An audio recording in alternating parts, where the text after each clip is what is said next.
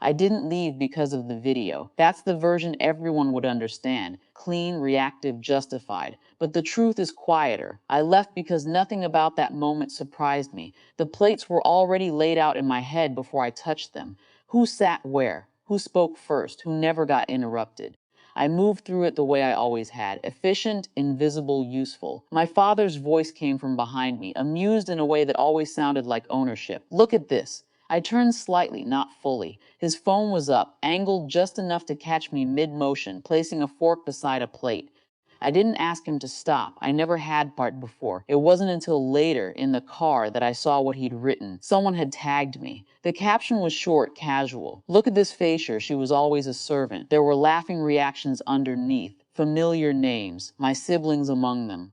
Not one comment questioning it. Just variations of agreement dressed up as humor. I didn't go back inside. I didn't call anyone either. I drove home, turned off my phone, and sat in the quiet long enough for the feeling to separate itself from anger. It wasn't outrage.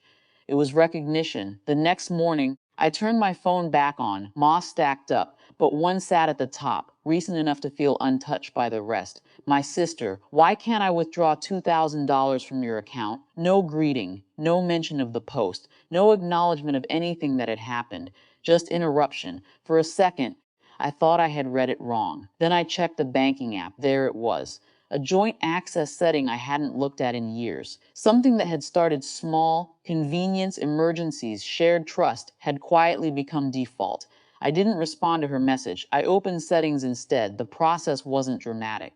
A few confirmations, a security code, a final screen asking if I was sure I wanted to revoke all third-party access. I paused there longer than I expected, not because I doubted it, because I realized how long I hadn't questioned it. I confirmed the change was immediate, clean, no notification sent to them, at least not for me. Then I closed the app and made coffee.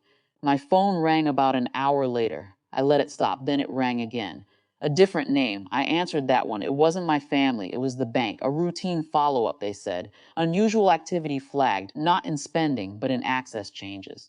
They needed to verify the updates were authorized. Their tone was neutral, professional. No assumptions, no familiarity. Yes, I said, I made those changes. They asked a few more questions, confirmation, security phrases. Then a pause. Just to clarify, the representative said, you are the sole owner of this account. No one else has legal claim unless explicitly granted. Do you want any form of shared access reinstated? No. Another pause, shorter this time. Understood. Everything is now secured under your sole authorization. There was something about the way they said it, not reassuring. Not sympathetic, just factual. When the call ended, the quiet in my apartment felt different than it had the night before. Not heavier, not lighter. Defined by the afternoon, the messages shifted in tone. My sister again, but not as direct. Did something happen with your account? Then my brother, hey, Dad saying you're overreacting. I didn't open the rest. Later, my father called. I watched it ring until it stopped, then disappear into the list of missed attempts. No one mentioned the video, not once. The conversation they wanted was about access, about inconvenience, about something practical that had changed without their input, not about what had been said, or shared, or agreed to publicly. I didn't correct that, because for the first time, I didn't need them to understand it for it to be real. A few days passed. The video was still up. I checked once, then didn't again. It didn't feel like mine to monitor anymore. At work, nothing had changed. Emails, meetings, deadlines. My name attached to things that required skill, not compliance. No one there knew about Thanksgiving, or if they did, it hadn't reached me in a way that mattered. That difference stayed with me. At home, the silence from my family stretched, then bent into something else. Occasional attempts at normal conversation, as if the gap could be stepped over if no one looked down. I didn't meet them halfway, but I didn't confront them either. When my sister finally called again, her voice was lighter than I expected.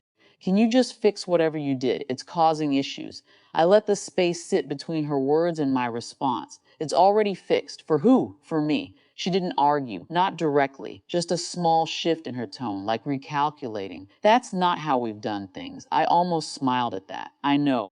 The call ended without resolution. No apology, no escalation, just a boundary neither of us tried to rename. That night I sat at my table. No extra plates, no assigned seats. The quiet wasn't empty, it was specific. Not the absence of noise, the absence of permission, and that more than anything felt unfamiliar. Not powerful in a way anyone else could see, but steady enough that I didn't feel the need to explain it.